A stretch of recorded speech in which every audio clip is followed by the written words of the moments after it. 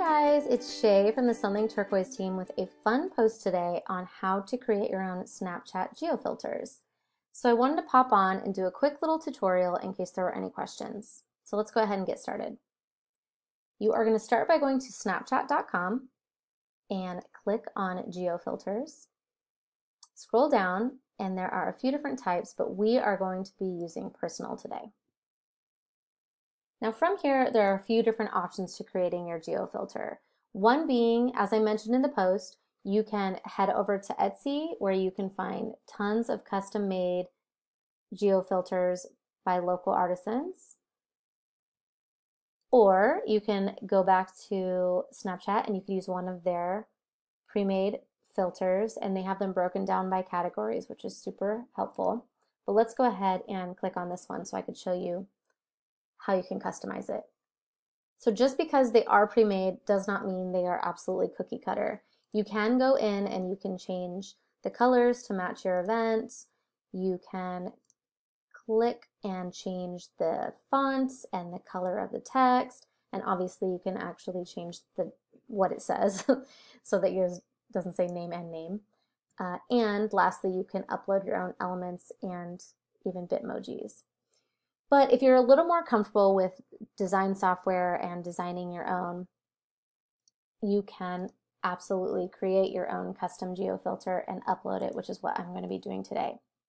So I figured most of our readers have a wedding craft night in their near future, or maybe several, because every DIY wedding requires at least one wedding craft night. So I created this geofilter and I thought it would be a fun filter for our readers. So once you're happy with the placement, you're going to go ahead and hit next. And here's where you choose the date and time of your filter. So let's say, for instance, we are going to be having a wedding craft night this Saturday.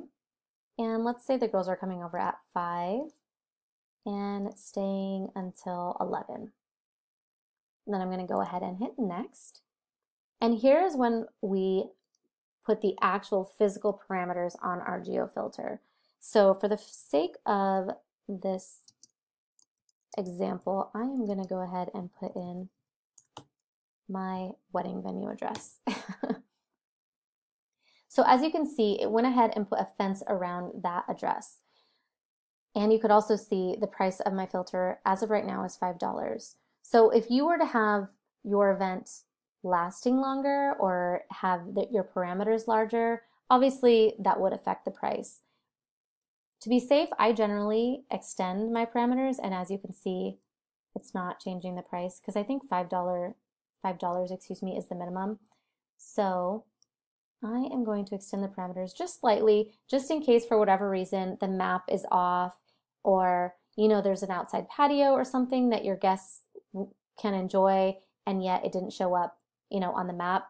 It's nice to extend your parameters just ever so slightly so as not to, not have your geofilter show up where it should. So once you're happy with where the placement is, you're going to go ahead and hit next. And that is pretty much it, you guys.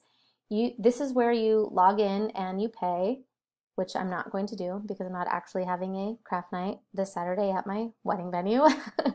But here's your opportunity to double check that your filter looks all right, that the background is transparent, that your parameters look right, that your date and time looks right, and that you're happy with your price. So then you send it off and the Snapchat team reviews it and approves it generally. But be sure to check out the guidelines to make sure that if you're not breaking any rules or using any elements that aren't allowed. But aside from that, it's as simple as that, and it's a fun and easy way to customize your event and create something really special.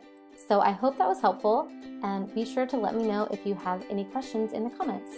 All right, happy crafting!